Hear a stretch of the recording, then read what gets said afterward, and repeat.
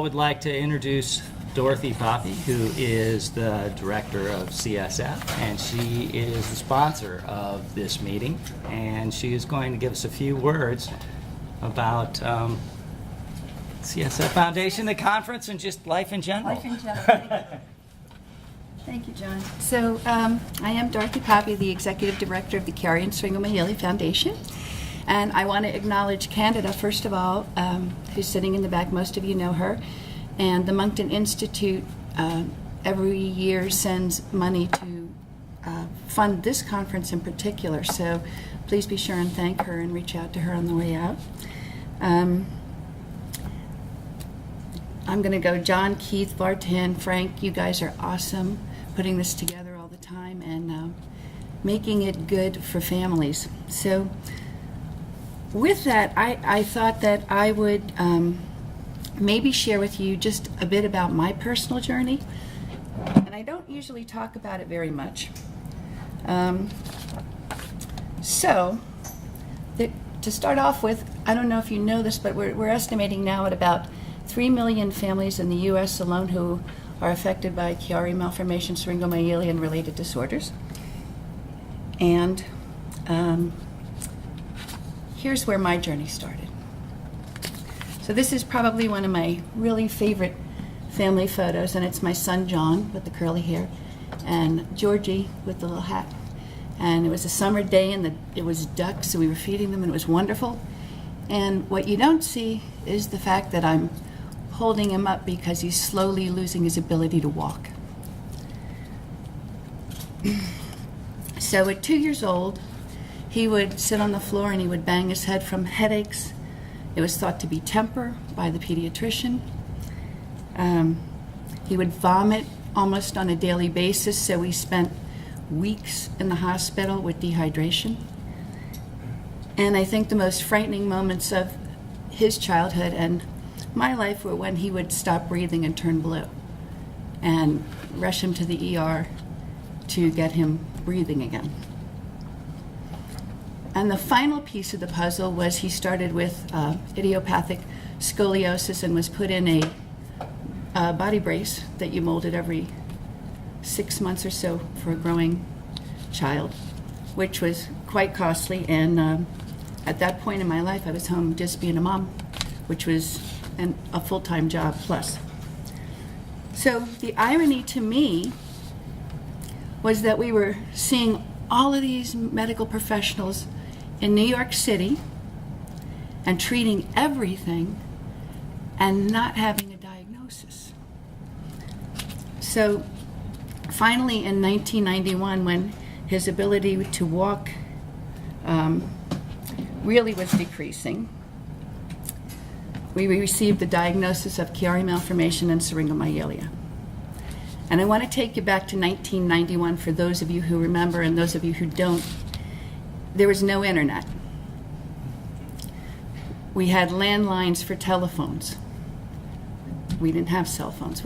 If you wanted to find out information about anything, you went to the public library and you pulled the books and you read the one paragraph or two paragraphs that you could find anywhere. So no one knew what this diagnosis was. And I took the films into my pediatrician and I said, he has Arnold Chiari and syringomyelia. And he said, excuse me. And he went out in the room to read what it was. He had no idea what it was. So back then, we also, surgery was not as advanced as it is now, and I know we're still working on it. But he had 2 surgeries, and basically he had a gel foam patch, so we know we don't do that anymore. And he has a syringopleural shunt at T6, and he has a subarachnoid shunt at C5. And miraculously, he's still here today. So when you took your child in for surgery at that time, this was considered a really good thing too, is that in order to make the child feel better, you could carry your child into the OR. And so we gowned up and then placed him on the table and waited for the anesthesia to put him to sleep. And then you had to leave the room. And as a mother, when you walked out of that room, all I wanted was air, because I was like, did I make the right decision? Or how is he going to come out? What's going to happen? And that was my experience with this disease and disorder.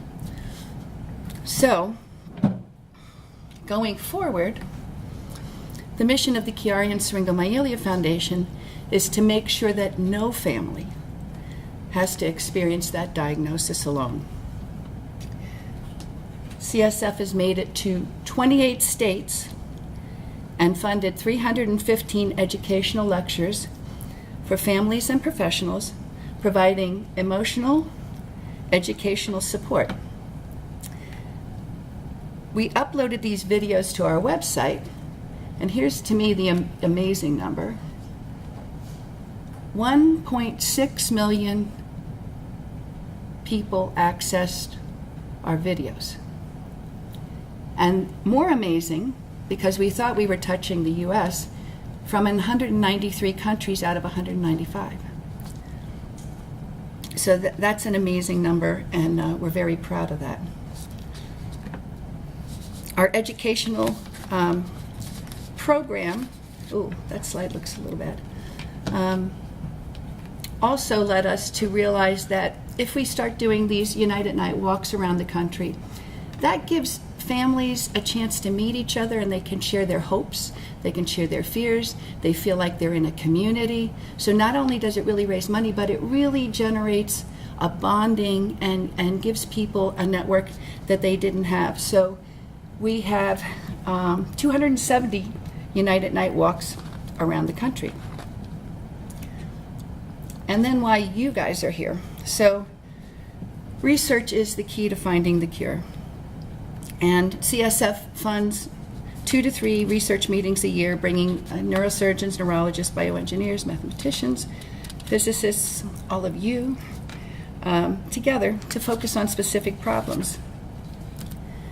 And we feel that even though you have your own peer meetings, the ability to come together with different disciplines and a multidisciplinary approach will allow you guys to find answers and direct research more clearly going forward. So, not only do we do this, but we had 3 books come out from our meetings, 3 publications, and the unique thing about those for me is that they were consensus meetings. So we're big on not only just having the talks, but then when you're done with the meeting, to come to some kind of an understanding of what everybody truly believes to be true or false. And that has worked very well with the CSF model. So because of our track record with that, CSF is now working with the Pakora grant with it's a $2.8 million national grant, and it's David Limbrick's piloting the study. It's a randomized trial for posterior fossa decompression with duroplasty or without duroplasty. And we're really pleased with the way that is going, because we're getting patient input and trying to take the scariness out of a randomized surgical trial to the patients, and get actively recruiting for this study. And it's going well. It's at 42 institutions across the United States. And this is probably, wow, these slides got messed up.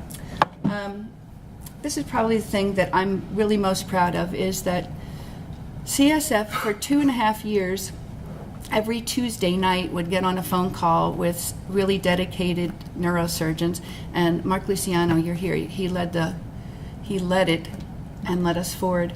And we have completed sending the dictionary to the NIH, which was accepted, and the NINDS. And what it is terms, measurements, and a way to standardize research. So if you're going to apply for an NIH grant, you should be going here to look at these terms, because they're going to be looking to see if you're utilizing the dictionary for this. So heads up, take a look at that.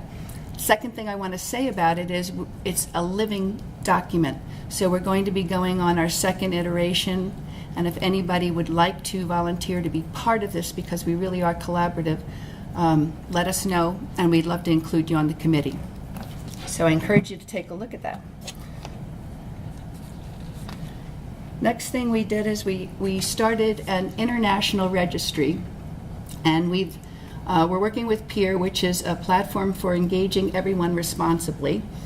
It's funded through Pakora, this platform. We received a grant to do it. And the Pakora is the institutions that can now upload medical records at various institutions in their in different areas.